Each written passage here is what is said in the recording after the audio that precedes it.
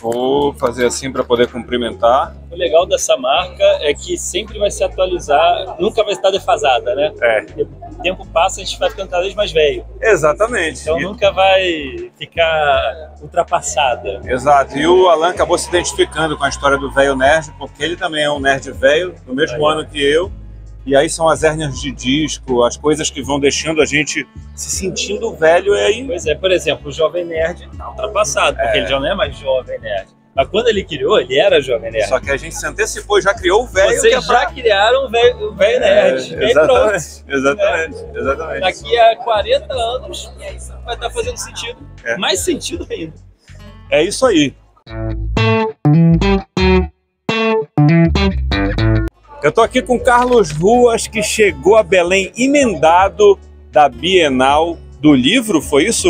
Eu vim do Rio de Janeiro, foram 10 dias de Bienal do Rio de Janeiro, intensas, dias muito intensos. Eu saí de lá, peguei o avião, já vim pra cá, e se eu somar com os daqui, vão ser 20 dias dentro de um galpão interagindo com os leitores. Primeiro, Carlos, que satisfação ter você aqui com a gente, aqui no nosso território paraense. É um território que tem feito barulho na mídia. Vem uma cópia aí, a gente falando de Amazônia aqui na região. Jogo do Brasil semana passada? Jogo do Brasil. Diz que o Paysandu, o time daqui, vai subir, é isso, Alan? Vamos lá, né? Tá em segundo no grupo. E tá aqui o Alan, que é parceiro nosso do projeto O Velho Nerd.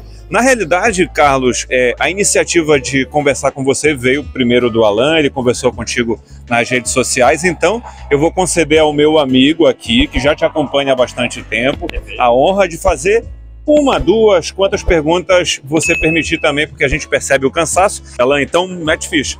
Carlos, eu queria te perguntar uma coisa. Tu fostes um dos primeiros a... Assim, havia antes web tiras no Brasil, mas eu sei que você foi um dos primeiros a estourar grande mesmo nacionalmente, a quebrar essa barreira das tiras para o quadrinho impresso. E eu te pergunto uma coisa, olhando tudo, tu começaste há 13, 14 anos, se não me engano, com o Sábado Qualquer, o que tu dirias pro Carlos de 2009, hoje em dia? Eita, a pergunta... O que eu diria pro Carlos de 2009? Se você ser seu chefe e trabalhar na sua casa, te dá um certo conforto. A questão é, você tem que saber se vigiar. Não pode relaxar e ir pro sofá passar o dia vendo TV e comendo biscoito. Não, você tem que trabalhar. Eu acho que eu diria duas coisas. Pega leve com o lado empreendedor, porque a insegurança... Eu não queria ficar velho e pobre. Muito artista tem o seu auge, depois decadência e caramba, né? E agora? Eu morro de medo disso. Então, eu fui muito afinco no lado empreendedor e acabou que o lado artista ficou mais apagado. Eu digo até alguns livros que eu fiz no início, que eu tinha muita... o empreendedor queria fazer uma coisa que lucrasse mais... O artista ficou um pouco negligenciado. Hoje em dia eu deixei o artista assumir mais. Eu quero um livro maior, eu quero um livro mais pomposo, eu quero um livro com mais qualidade. Então é necessário um equilíbrio entre o artista e o empreendedor, para um não matar o outro. Como é que tu pensas com relação à vanguarda, né, de criar na web e hoje com todo esse material impresso aqui para as pessoas que já te acompanham há muito tempo, que estão te conhecendo agora? Tem muita gente que se inspira no que você faz e vai para a web criar, gente que é da área de design. Eu tenho uma enteada que é muito fã tua, deve vir aqui nos próximos dias. Ela é design, caramba, o Rua está aí. Então, quer dizer, você conversa com a geração que começou a conhecer a web, as primeiras publicações lá, e as gerações de hoje que mesclam todo esse universo, né? Eu fico feliz que eu estou alcançando novas gerações. Já tenho 13 anos na estrada e antigamente meus leitores eram novos. Hoje eles estão trazendo os filhos para pegar autógrafo. E eu tô vendo que meu trabalho, né? Chega uma hora, tem gente falando, eu te acompanho desde quando eu era criança. Né? E essa frase está cada vez mais comum. Então a gente vai se acostumando a isso. Mas que legal que está ultrapassando gerações. Eu não fiquei preso em uma geração só. E se eu fosse também aproveitar para falar uma segunda coisa que eu poderia falar para mim, em 2009, é cuidar mais do corpo. Porque, por exemplo, de tanto autografar, eu tô com tendinite no braço. Caramba. porque eu não tenho músculo nenhum para segurar o meu corpo. Eu sou muito sedentário. Então chega uma hora que o preço vai cobrando, né? Então eu tô tendo que começar a fazer fisioterapia, musculação para fortalecer, para resolver minha tendinite. Que eu tô sentindo dor quando eu desenho agora. Então, meu Deus, eu não posso permitir isso. Então eu falaria pro Carlos, larga de sedentarismo e vai cuidar do seu corpo, porque os 40 anos chegam amanhã.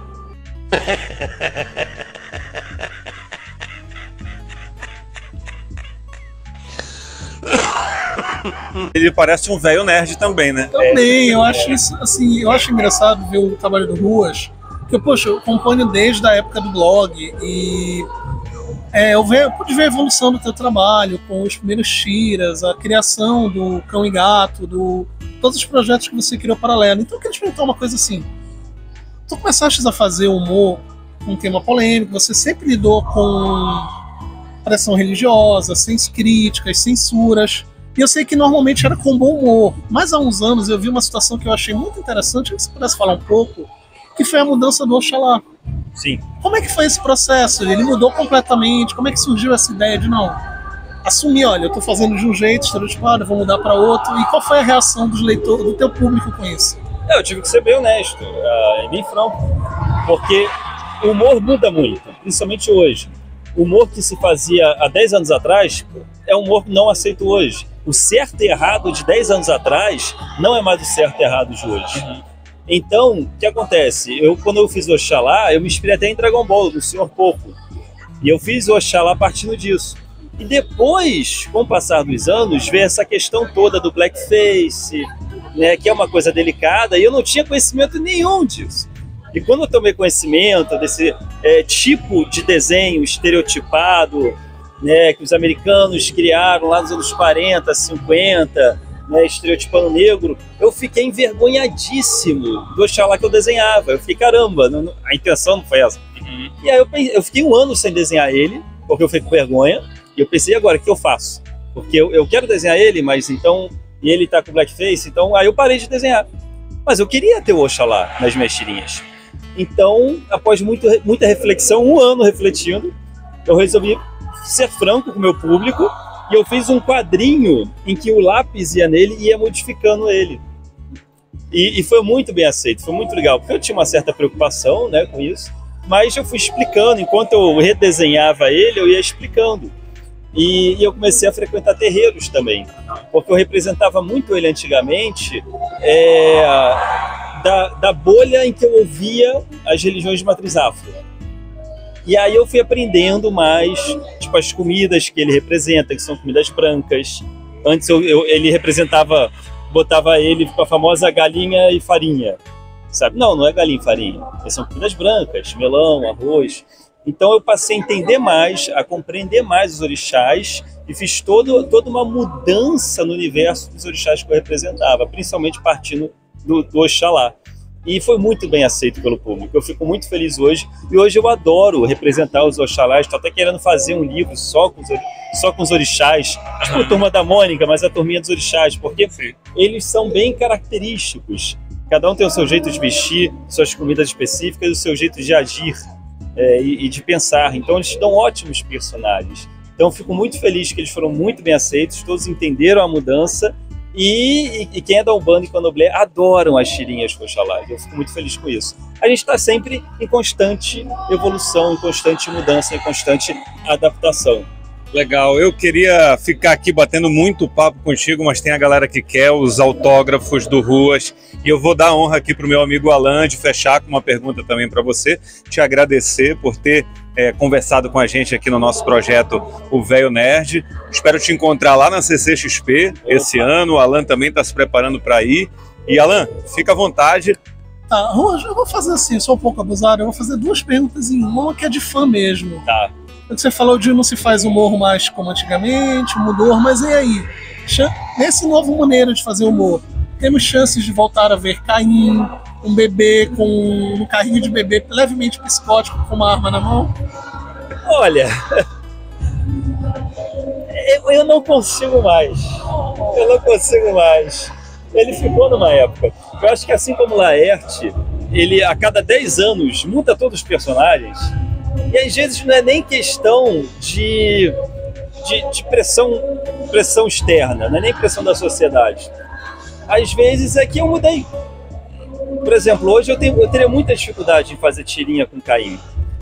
E até com o próprio Adão também, com algumas coisas que ele falava e agia.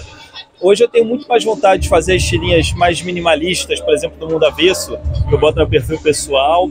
Eu tenho muito mais vontade de fazer tirinhas no Boteco dos Deuses, com os deuses. O artista vai mudando também. Eu sei que o Bob Dylan, uma vez, ele começou a tocar as músicas dele, agora recentemente, de uma outra melodia, com outra roupagem, porque ele não aguentava mais tocar as mesmas músicas, sei lá, de 40 anos atrás. Ele fala, eu preciso mudar, porque ele falava que ele não aguentava mais, sabe? A gente fica incomodado, porque, poxa, eu quero aquela original, raiz, né? Mas eu entendo um pouco ele, com a minha arte eu entendo um pouco ele, porque eu estou em constante mudança também, a nossa cabeça muda. Então, às vezes, você tem dificuldade em voltar a desenhar a sua primeira turminha de personagem, né? Então, eu tenho um carinho muito grande para a minha primeira turminha de personagens, mas eu tenho muita dificuldade em voltar a desenhar eles da forma que eu desenhava antes. Legal, obrigado, viu? Mais uma! É a última, que é isso que eu queria perguntar. Se a última vez que você veio em Belém, você fez uma tirinha sobre a égua, o uso da palavra égua. Essa é boa. Pois é, aí eu te pergunto uma coisa, já está em Belém de novo. Já lhe falaram uma expressão tipicamente nossa chamada "Você conhece o rock doido"? Não. Explica rapidinho pra ele o que é ela. Mas o rock doido é um tipo de festa que a gente tem, que tem tudo, menos rock. É o rock doido, é uma coisa que é tipicamente paraense. Tá, do brega, do piseiro, do sertanejo, tá muito gelo. É a bagaceira da bagaceira do ser humano. Misturou tudo isso, é rock doido. Não tem rock. Para contextualizar, é só ler o Brega Story do Gidalt Júnior, que o rock doido rola o tempo inteiro lá nela. Exatamente, é isso aí. Obrigado, Ruas. Obrigado, Ruas. Ok, eu que agradeço. Satisfação. Adorei o nome, cada vez me identifico mais com o nome da marca de vocês. E obrigado para você que assistiu também. E acesse um Sábado Qualquer e Carlos Ruas nas redes sociais. Valeu, obrigado. Valeu, Ruas. Valeu. Muito obrigado, Ruas.